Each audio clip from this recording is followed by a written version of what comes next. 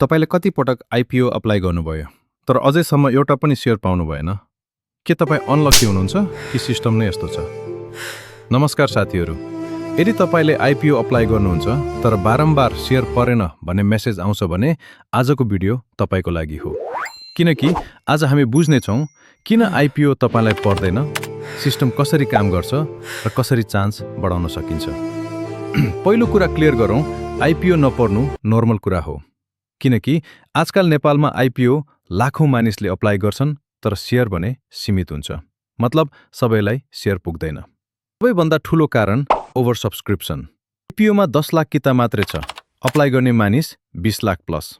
Result आधा मानिसलाई पनि शेयर पुग्दैन। 2. Lucky draw system. नेपालमा आइपिओ अलटमेन्ट लकी ड्र सिस्टमबाट हुन्छ। मतलब तपाईले अप्लाई गर्नुभयो तर र्यान्डम सिस्टमले डिसाइड गर्छ। यहाँ स्किल भन्दा पनि लक धेरै इम्पोर्टेन्ट हुन्छ। 3. Minimum अलोकेसन rule. सेबोन नियम अनुसार सकेसम्म धेरैलाई 10-10 किता दिनुपर्छ। त्यसैले ठूला लगानीकर्ताले पनि 10 किता मात्र पाउँछन्। धेरैलाई शेयर नपर्न सक्छ। 4. Too many applicants. आजकाल विद्यार्थी, कर्मचारी, विदेशमा काम गर्ने नेपाली सबैले आइपिओ अप्लाई गर्छन्। डिमान्ड धेरै, सप्लाई कम। त्यसैले तपाईलाई नपर्नु कमन हो। अब क्वेशन, के गर्ने त? टिप्स, सबै आइपिओमा अप्लाई गर्नुहोस्। लङ टर्म सोच राख्नुहोस्। एक दिन नपरे पनि निराश नहुनुहोस्।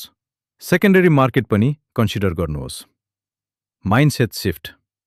सक्सेसफुल इन्भेस्टर बन्न पेशेन्स चाहिन्छ, कन्सिस्टेन्सी चाहिन्छ, लक पनि चाहिन्छ। आइपिओ भनेको गेम हो। जो खेलिरहन्छ उसले कहिले न कहिले जित्छ। आइपिओ नपर्नु तपाईको गल्ती होइन, तर नबुझी इन्भेस्ट गर्नु तपाईको गल्ती हुन सक्छ।